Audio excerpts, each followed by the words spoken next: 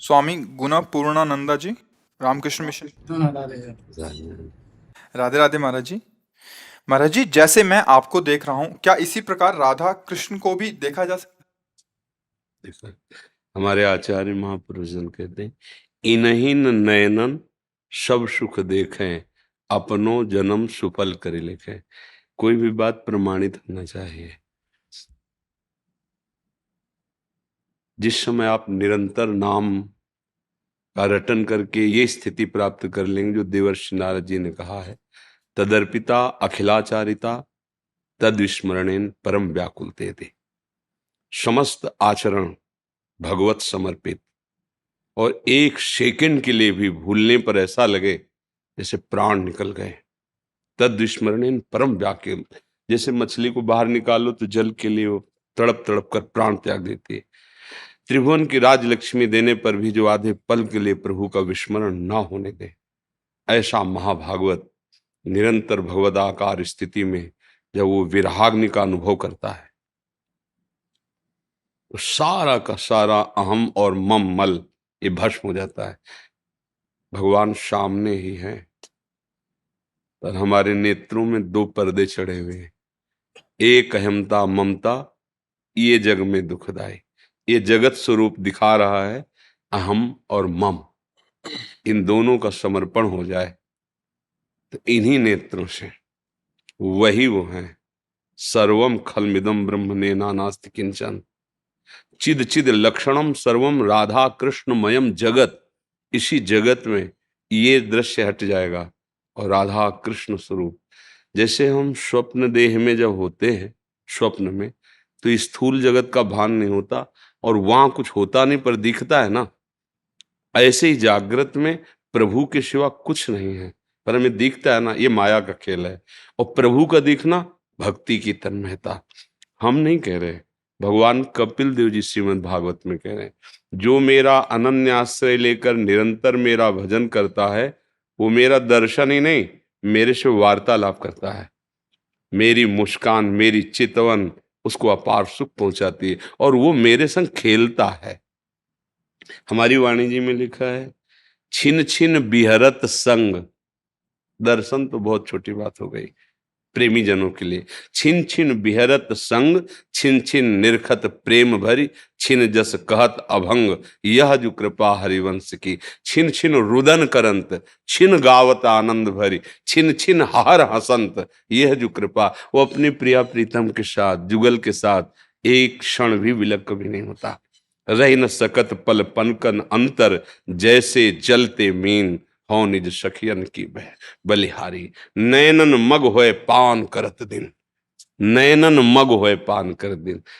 अभी जैसे हमारी नेत्रेंद्रिय ऐसे है, वो अंदर का चिंतन गाढ़ हो जाए तो बाहर का दृश्य गायब हो जाएगा। अभी लौकिक बात में वो आप जो चिंतन कर रहे हो आप वहां होंगे, वो रूप होगा, वो चिंतन होगा।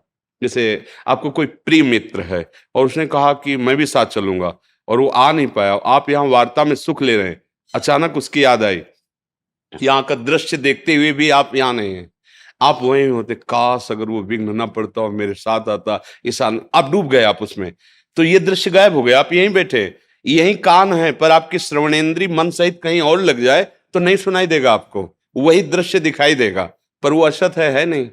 और ये हैं, जब इनमें ऐसा गाढ़ चिंतन हो जाए कि इनके सिवा कुछ और एक भी वृत्ति न रह जाए और ऐसी व्याकुलता कि अब जिया नहीं जा रहा, तो उसी समय वो प्रकट हो जाते हैं। तो उनके प्रकट होने के पहले ही हमारे नेत्रों में प्रकाश आ जाता है। जैसे सूर्य के प्रकट होते ही, मान लो अभी सूर्य प्रकट तो नहीं हुए पर अंधकार कहीं नहीं देखो, और होते ही दिव्य प्रकाश आ जाता है। ऐसे भगवान जिसको साक्षात्कार कराना चाहते हैं तो ये मायामल का नाश हो जाता है इन्हीं नेत्रों में। और यही नेत्र दिव्य नेत्रों से प्रकाश है। जैसे अर्जुन को विराट रूप के लिए दिव्य दृष्टि दी तो माथे में नेत्र थोड़ी प्रकट हो गए, उन्हीं नेत्रों में पावर आ गया और देख पाए। ऐसे ही निरख नयन हरिवंश, इन्हीं नेत्रों में प्रेम। अब ये मायामल जो त्रिगुणात्मिका माया का दर्शन कर रहे थे, स्त्री पुरुष जड़ चैतन्य अच्छा गंदा ये सब, ये खत्म हो गया। अब उसकी दृष्टि में प्रिया प्रीतम दिखाई दे रहे, केवल प्रिया प्रीतम दे। चिद चिद लक्षणम सर्वम राधा कृष्णमयम जगत, सर्वम शब्द है, ना उसे जड़ दिखाई दे रहा है, न चैतन्य। एक नरहरिदास के महापुरुष हुए हैं, प्रेमी महाभागवत, तो वो कह रहे हैं, जाको मनमोहन दृष्टि परे, सो तो भयो सावन को आंधरो, सूझे रंग हरे ही हरे, जाको मनमोहन दृष्टि परे। जड़ चैतन्य कछु नहीं दीखत, जित दीखत तित श्याम खड़े, बिहुल बिकल संभार न तन की, घूमत नैना रूप भरे। घूमत नैना रूप भरे, करनी अकरनी दो विध भूले, विध निषेध सब रहे धरे, नरहरिदास ते भय बावरे, जे या प्रेम प्रवाह परे, केवल प्रिया प्रीतम।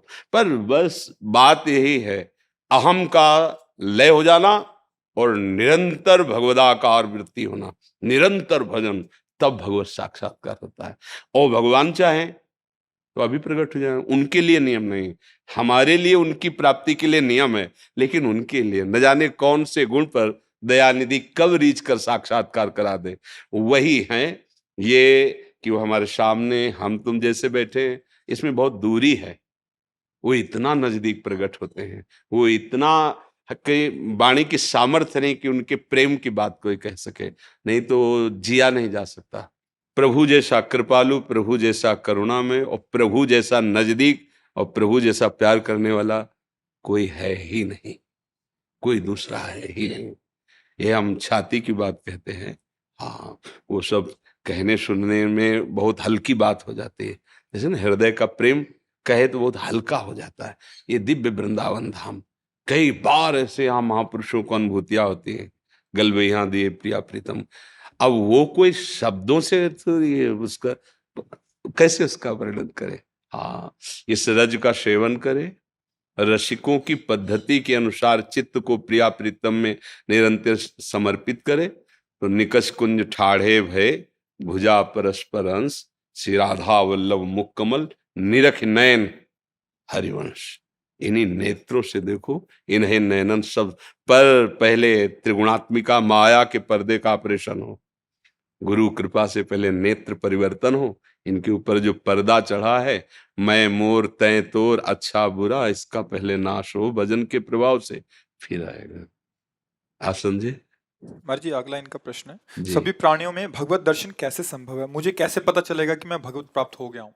एक लौकिक उदाहरण है, जब हम छक जाते हैं, हमें तृप्ति हो जाती है, तो किसी और प्रमाण की जरूरत नहीं होती।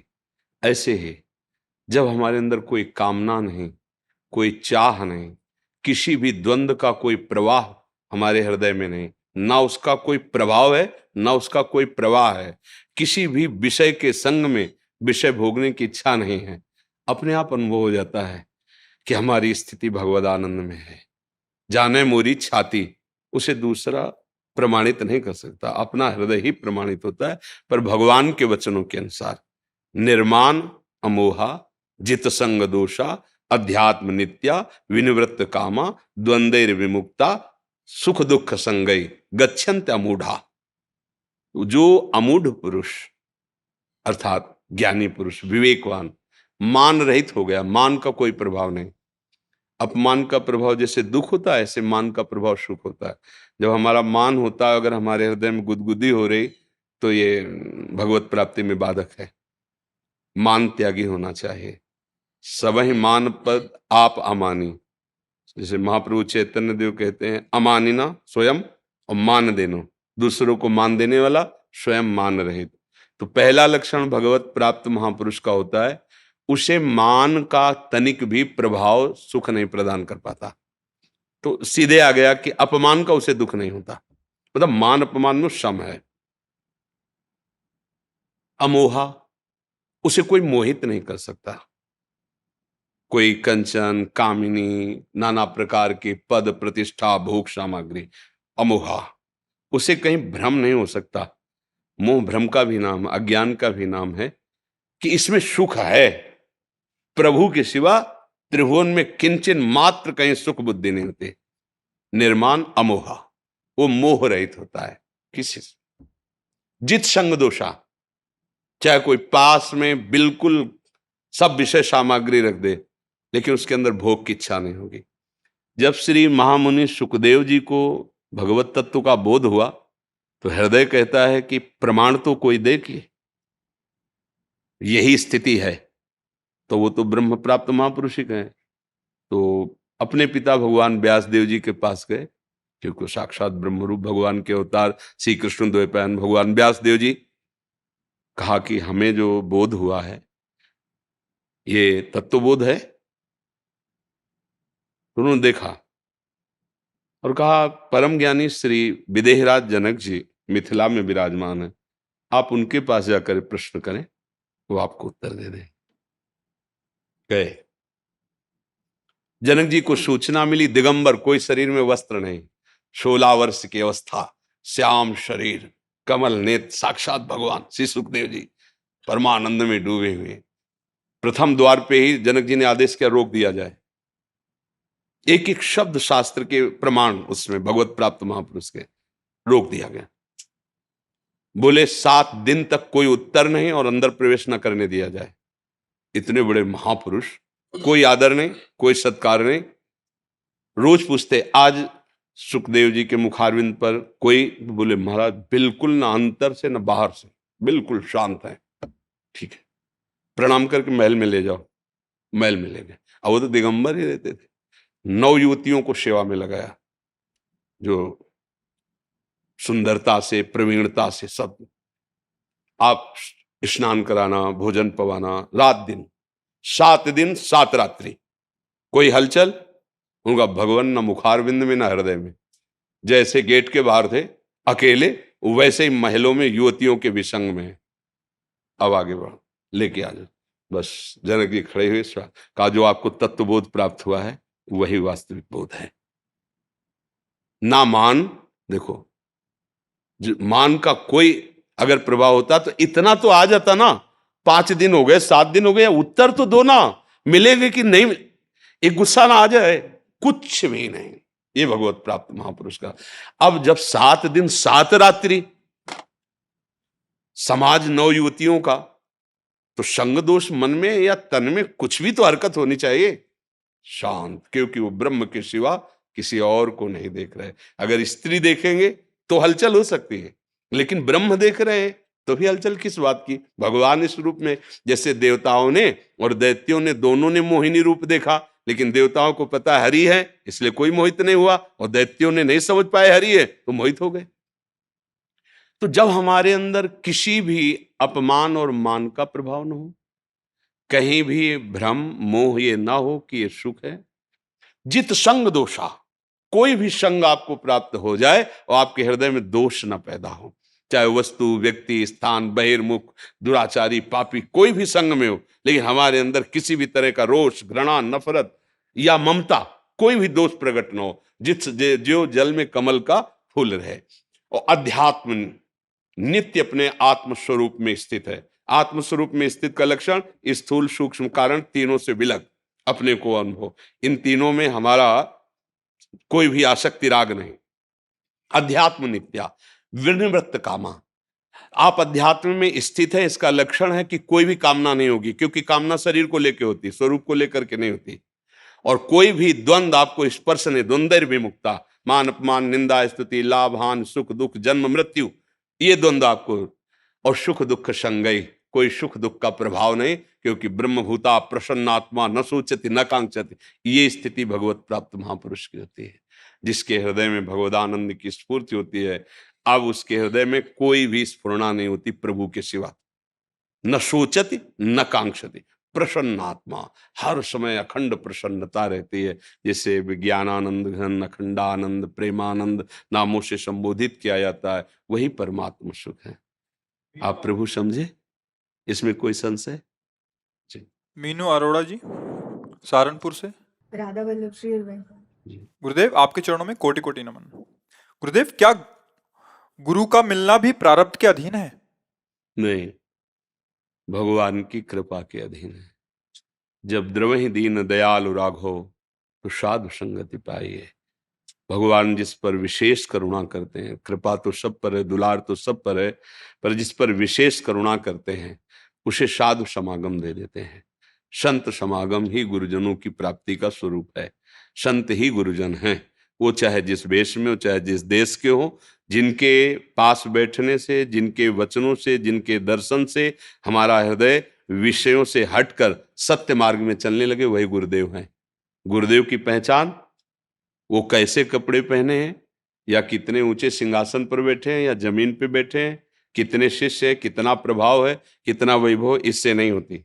सीधे गुरुदेव की पहचान होती है, जिनके संग से, जिनके समीप बैठने से हमारे दोषों का त्यागने का बल जागृत हो जाए। आज से अब नहीं करूंगा, अब लो नशानी, अब ना नशइयों, और सत मार्ग में चलने का उत्साह बढ़ने लगे। और जिनको देखते देखते ऐसा लगे कि देखा तो पहली बार है, पर लगता है ये कोई है हमारे, बस जान लो वो गुरुदेव भगवान हैं, और ये भगवान की कृपा से होता है। ये हमारे, जब हनुमान जी महाराज का दर्शन करते हैं श्री विभीषण जी, तो कहते अब मोहि भाव भरोस हनुमंता, बिनु हरि कृपा मिले नहीं संत। ओहो, आज मुझे विश्वास हो गया कि राम जी मुझे बहुत प्यार करते हैं, क्योंकि हनुमान जी आपका दर्शन हुआ। गुरु का मिलना, भगवान नाम में प्रीति होना, धाम आदि के दर्शन होना, ये सब कृपा से होता है। देखो हमारे वृंदावन धाम के लिए महाप्रभु हरिवंश चंद्र जी कहते, श्री राधिका कृपा बिनु सबके मनन गम। आप मन से भी वृंदावन को नहीं सोच सकते, तन से आए हो तो मेरी लाडली जो ने आप पर कृपा की तब आए हो। श्री राधिका कृपा बिनु सबके मनन गम। वृंदावन धाम में आना लाडली जी की कृपा, नाम जपना हमारे प्रभु की कृपा, गुरु का मिलना प्रभु की अहेतुकी कृपा। कृपा रूप जो वप धर्यो, मानो भगवान की कृपा ने मूर्तिमान रूप धारण किया, तब नाम हुआ गुरुदेव। भगवान की कृपा वपु गुरुदेव मूर्ति हैं, वो कृपा से मिलते हैं। हमारे भाग्य से कहाँ, हमारे भाग्य दो कर्मों से बनते, पाप और पुण्य कर्म से। तो पाप कर्म का फल होता है दुख, हो पुण्य कर्म का फल होता है लौकिक सुख। महात्मा की प्राप्ति थोड़ी होती है, महात्मा की प्राप्ति तो भगवान की कृपा। जब द्रवै दीन दयालु राघो, जब दया आ गई, जाओ संत समागम में असत का त्याग करके अब सत पे चलो। असतो मां सदगमय, अज्ञान अंधकार का त्याग करके ज्ञान रूपी प्रकाश में चलो। तमसो मां ज्योतिर्गमय, अब मृत्यु से अमृत पद की प्राप्ति करो। मृत्युर्मा अमृतम गमय।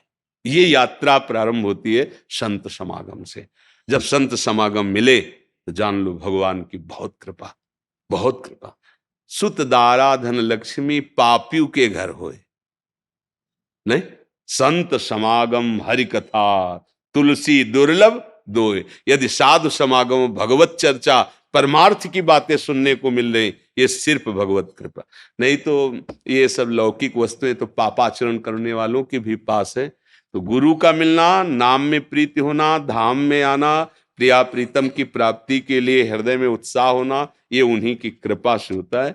ऐसा संतों से सुना है, शास्त्रों में प्रमाणित है, और हृदय में भी अनुभव होता है।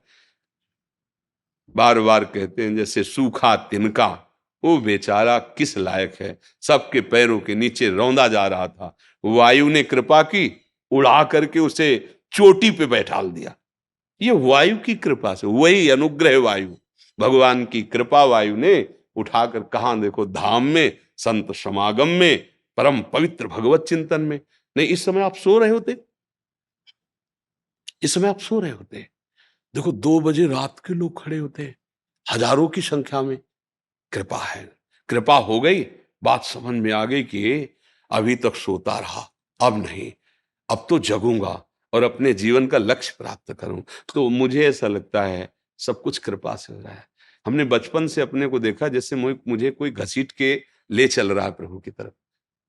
हर समय हमारे कदम को जैसे कोई ढकेल रहा है आगे की तरफ, परमार्थ की तरफ। हमारी सोच, हमारी समझ, 13 वर्ष के बालक में क्या सोच समझ होती परमार्थ की, और कोई सहयोगी नहीं प्रगट में, भगवान के सिवा कोई, अकेले ही तो निकले थे।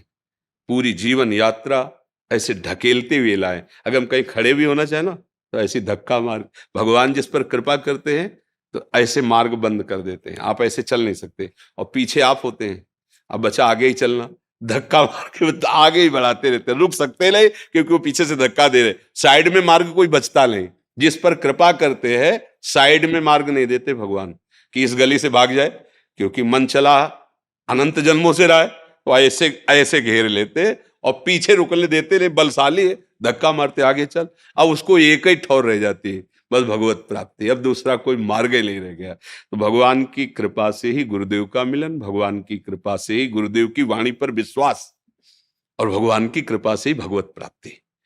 तुम्हारी कृपा तुम्हें रघुनंदन, जाने भगत भगत वचन।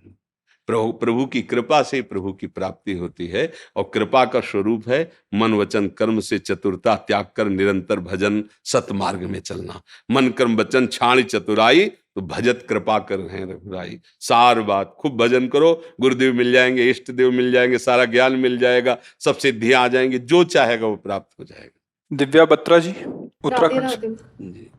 महाराज जी राधे राधे, आपके चरणों में कोटि कोटि नमन। महाराज जी, कहा जाता है कि अगर हमें कोई दुख देता है तो वो हमारे कर्मों की वजह से ही देता है, मगर जो कोई हमें दुख दे रहा है उसके कर्मों में वो लिखा जाता है या नहीं? अब देखो, न्यायाधीश इस विषय को ठीक से निर्णय कर सकता है।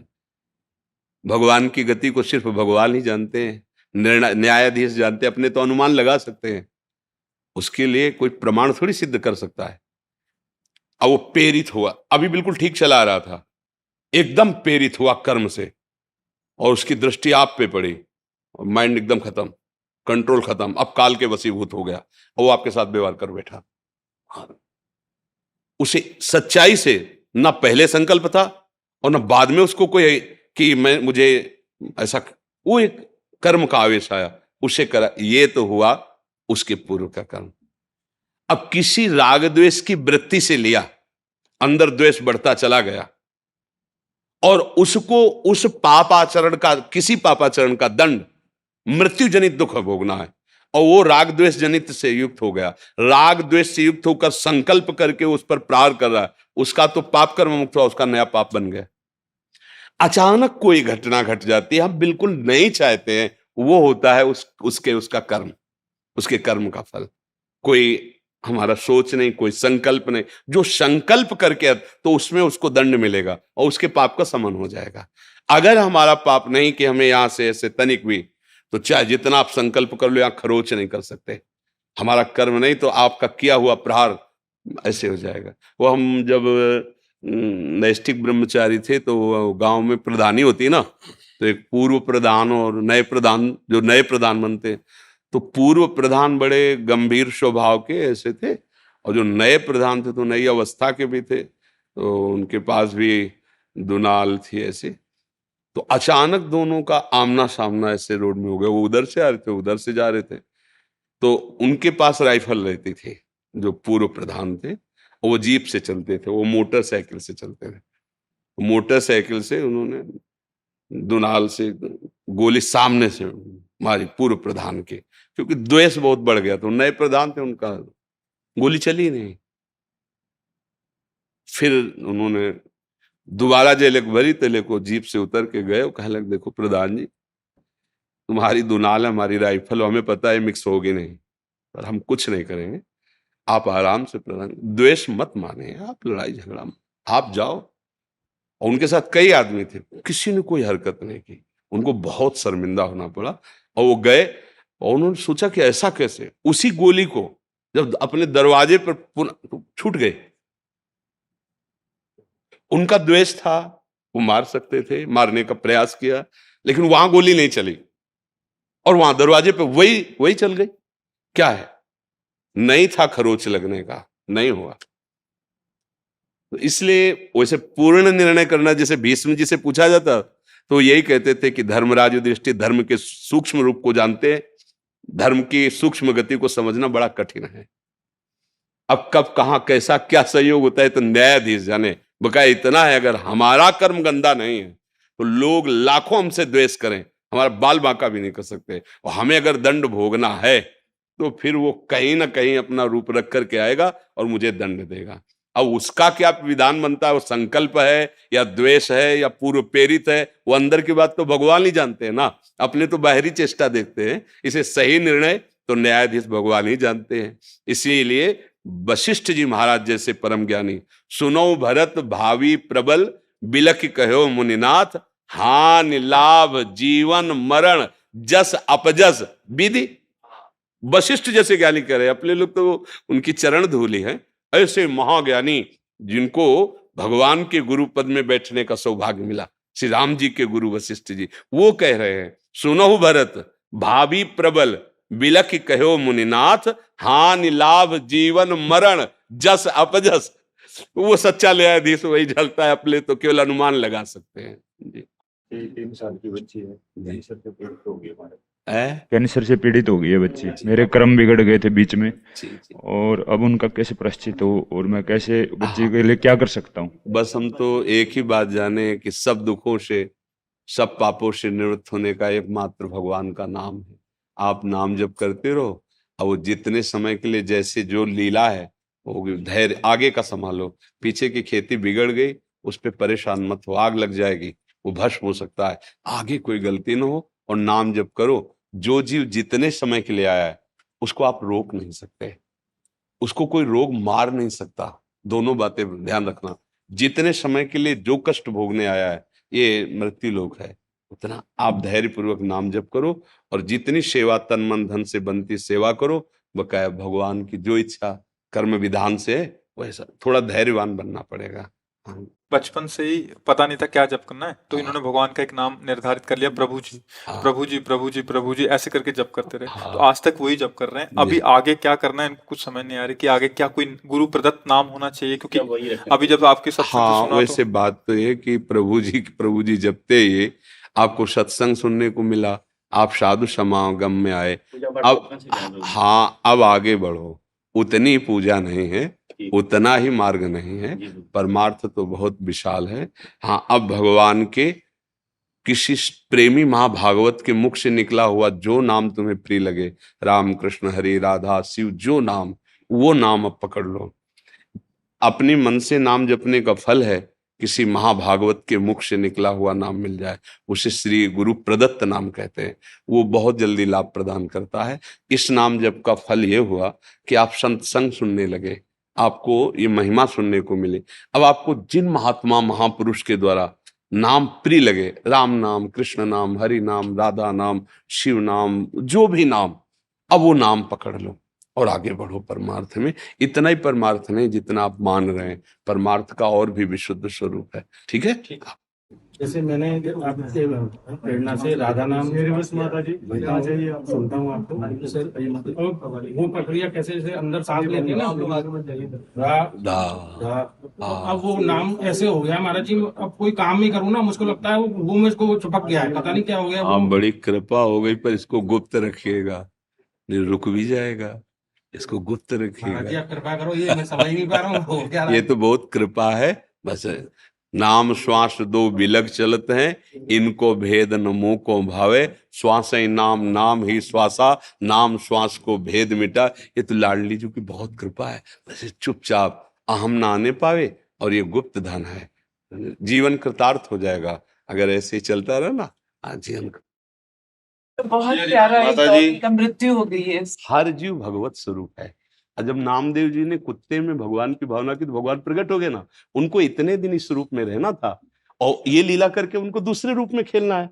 तो हमारे पास जितने दिन हम उनकी सेवा कर ली, इसके बाद मन ही मन प्रणाम करते हैं कि प्रभु आप इस रूप में आए थे, हमने इतना दुलार किया, अब आपकी सेवा दूसरों से लेना है तो आप जैसी इच्छा। दुलार करते तो अच्छा, तो मेडिसिन दे दिया जिससे उसको हार्ट अटैक सुनो हो गया, सुनो वो सुनो, डॉक्टर ने हमारी गलत हमारी किया। नहीं, हमारी माता जी मेरी बात सुनो। भगवान काल कभी अपने ऊपर आरोप नहीं लेते। उसने स्कूटी चढ़ा दी, उसने एक्सीडेंट कर दिया, उसने गोली मार दी, उसने पटक दिया, उसने जहर खिला दिया, ये सब काल का स्वरूप है। एक लीला होती सृजन की, एक होती पालन की, एक होती संहार की। भगवान तीनों लीलाएं कर रहे हैं। थोड़ा भजन करो तो आप जान जाओगे, ना किसी मेडिसिन में ताकत है और ना किसी की गोली में ताकत है। जो अंदर बैठा हुआ परमात्मा तत्व, उस पर किसी का असर नहीं। और ये शरीर कर्म के अनुसार आया है, ये सब कर्मों का भोग चल रहा है। आपको जितनी सेवा देनी थी ठाकुर जी उस रूप में आके ले ले। अब नाम जप करते हुए भगवान की प्राप्ति की सोचो माता जी, हम तुम सबको चलना है। जगदम्बिका प्रसाद पांडे। राधा राधा पूज्य महाराज जी, आपके चरणों में कोटि कोटि प्रणाम। राधे राधे। महाराज जी, मन शंकाग्रस्त रहता है, उसका निवारण? बुद्धि अपवित्र है, इसलिए मन शंकाग्रस्त है। अगर बुद्धि पवित्र हो जाए तो मन शंका रहित हो जाए, क्योंकि बुद्धि का शासन मन पे, मन का शासन इंद्रियों पे, इंद्रियां निर्विषय, हृदय पवित्र। अभी उल्टा है, विषयों के अधीन इंद्रियां हैं, इंद्रियों के अधीन मन है, मन के अधीन बुद्धि है, इसलिए प्रश्नवाचक चिन्ह बना रहता है।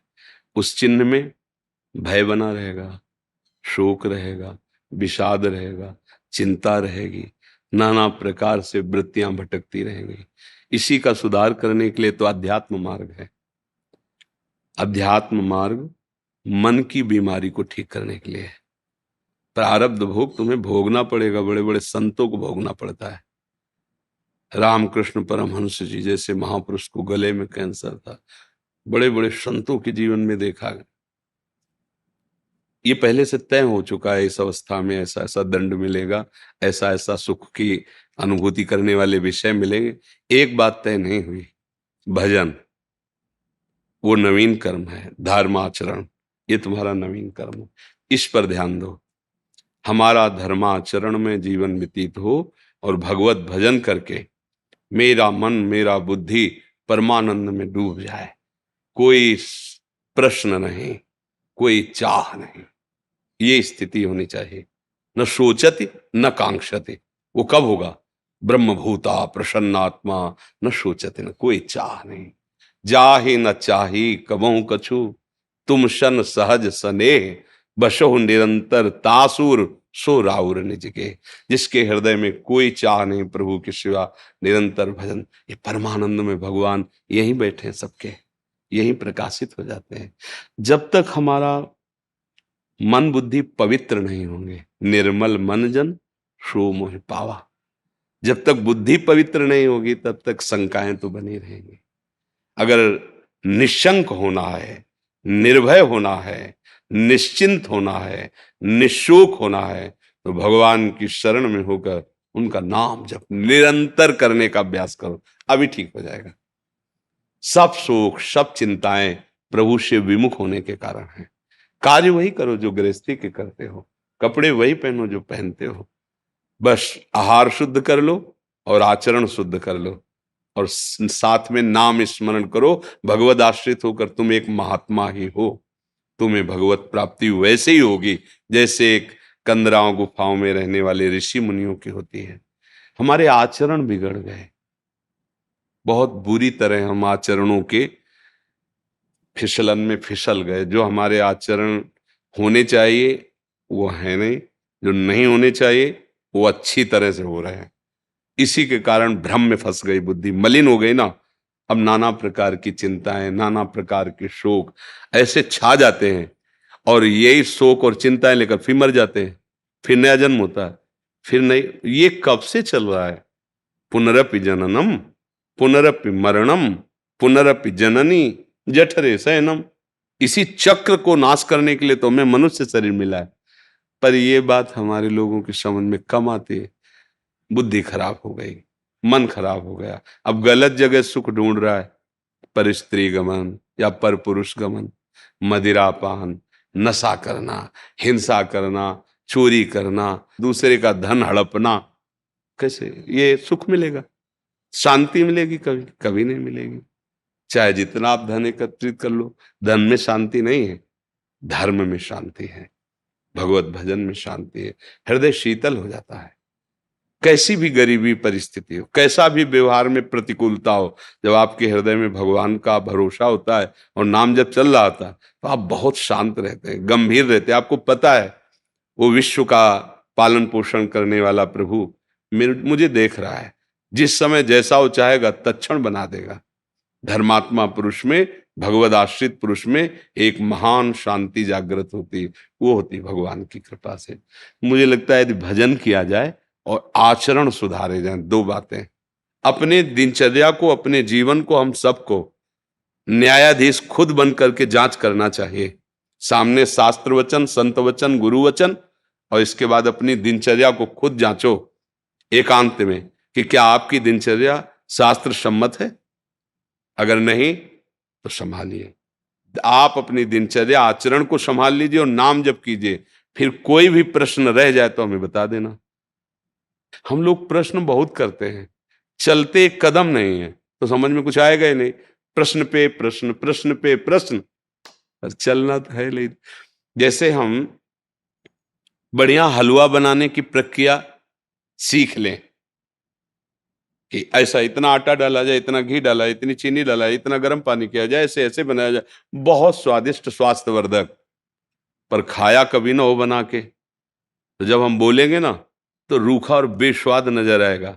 जब एक बार बना के चख पा के फिर बोलेंगे तो उसकी दृष्टि और चेहरा बताएगा कि हलवा खा के बोल रहा है, वो समझ में।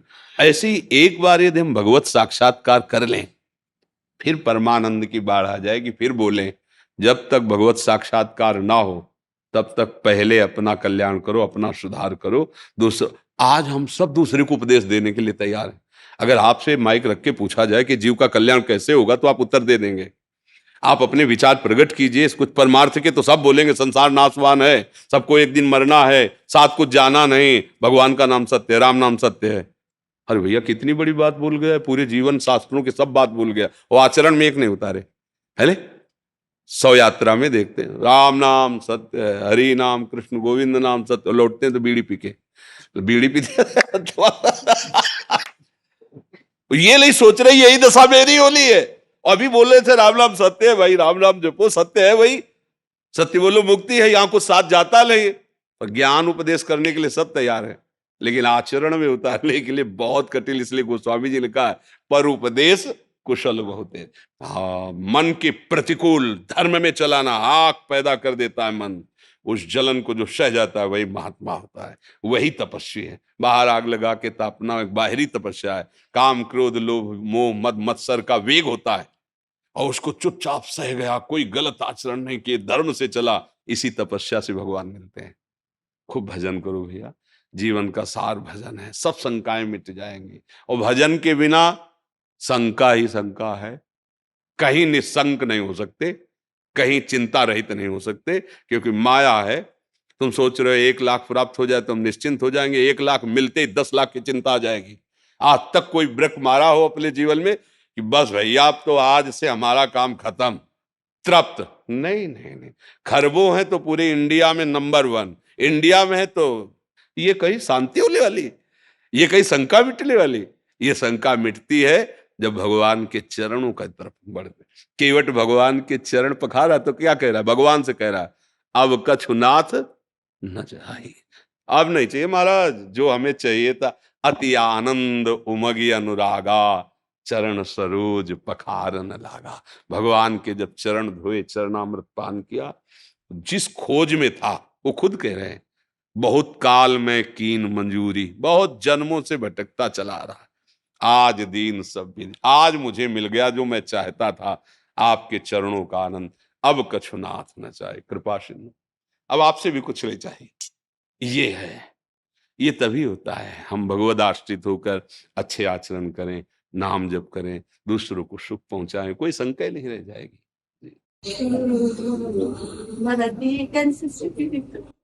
क्या होता है, आप तो माँ है इसलिए शायद हमारी बात नहीं समझ पाएंगे।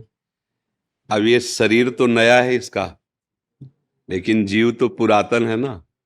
अब कौन सा कर्मा के, अब भगवत लीला है, उस पर किसी का कोई अधिकार नहीं हो सकता। मान लो अब इस बच्चे का क्या अपराध, नई अवस्था है, अभी तो नया कोमल बच्चा है, लेकिन अंदर जो जीव है वो बहुत पुराना है, उससे कौन कौन से कर्म हुए हैं, उसका परिणाम इस नवीन शरीर को भोगना पड़ रहा है। इस शरीर में आते ही कैंसर, नहीं ये अवस्था बच्चा है अभी, इस समय तो इसके द्वारा कोई पाप नहीं हुआ ना, अब माना भी नहीं जाएगा। 14 वर्ष की अवस्था तक शास्त्रीय सिद्धांत है उसके किए हुए पापों को गणना में, क्योंकि अबोध बच्चा होता है। अब लेकिन देखो ऐसा, अब कैंसर जनित भयानक कष्ट वाला रोग, अब ये पूर्व, इसीलिए कहते हैं भजन करो, नहीं इस जन्म का कर्म कई जन्मों तक तुम्हें दंड रूप में मिलेगा। ये कहा जाता है ना कि अभी तो तुम भोग रहे हो, तुम्हें अच्छा लग रहा है, बुरा आचरण अच्छा लग रहा है, मांस खाना अच्छा लग रहा है, दूसरे जीवों की हत्या, जब तुम्हारा शरीर छूटेगा और फिर उसका दंड मिलेगा। अब जैसे अब हम लोग ये देखकर दुखी होंगे ना कि यार इस बच्चे ने क्या पाप किया है, लेकिन सच्ची मानो मंगल भवन भगवान के दरबार में अन्याय नहीं। अगर इसका कर्म आपको टीवी में जैसे दिखाया जाता है ना, वो अगर सामर्थ्य हो दिखा दे कि इस कर्म के परिणाम, तो आप कहोगे अवश्य अवश्य ऐसा ही होना चाहिए। बस भगवान कभी अमंगल नहीं करते। अभी अभी बच्चा रूप से दिखाई दे रहा है, पर प्रभु का ये पुरातन अंश है, ऐसी गलतियां होती हैं, उसका ये सब खेल है। अब ये माँ कैसे समझ सकती है? माँ को तो लगता है मेरा बच्चा है ना, कुछ ऐसा हो जाए कि ये ठीक हो जाए। बस नाम जप करो, भगवान के आश्रित रहो, इसका नाम मृत्युलोक है। यहाँ जो हम कर्म करते हैं वो सब संचित होते हैं, उसी के अनुसार नया शरीर मिलता है, और वो दंड या पुरस्कार मतलब सुख या दुख भोगना पड़ता है। इसीलिए इससे मुक्त होना अनिवार्य है। भगवान के भजन की इसलिए जरूरत है कि तुम्हारे कर्म तुम्हारे को नष्ट करने के लिए जो तैयार हैं वो भस्म हो जाएं। तो इसलिए भजन करो, एकमात्र भगवान का आश्रय, भगवान का नाम जप। इस जीव का भी मंगल। मान लो जप नहीं कर सकता तो आप माँ हो, आप नाम जप करो। हाँ, और इसके लिए करो कि प्रभु मैं नाम हमारा जप। इसका लगेगा। हाँ, क्यों नहीं? बच्चा है जब तुम्हारा। ये भी ऐसे ऐसे करती है कई बार। हाँ, पर आपका आशीर्वाद काम करेगा। माँ हो ना, नाम जप करो और धैर्य पूर्वक रहना। जो निर्णय हो वो भगवान का विधान है। दुख तो लगता है माता, दुख तो हमें भी लगा, छोटा बच्चा है, इसका क्या खेलने की अवस्था है, कैंसर से पीड़ित है, पर अवश्य भगवान कहते हैं अवश्य में भोक्तव्यम कृतम कर्म शुभासु। इसलिए हाँ, राधा राधा राधा राधा नाम जप करो।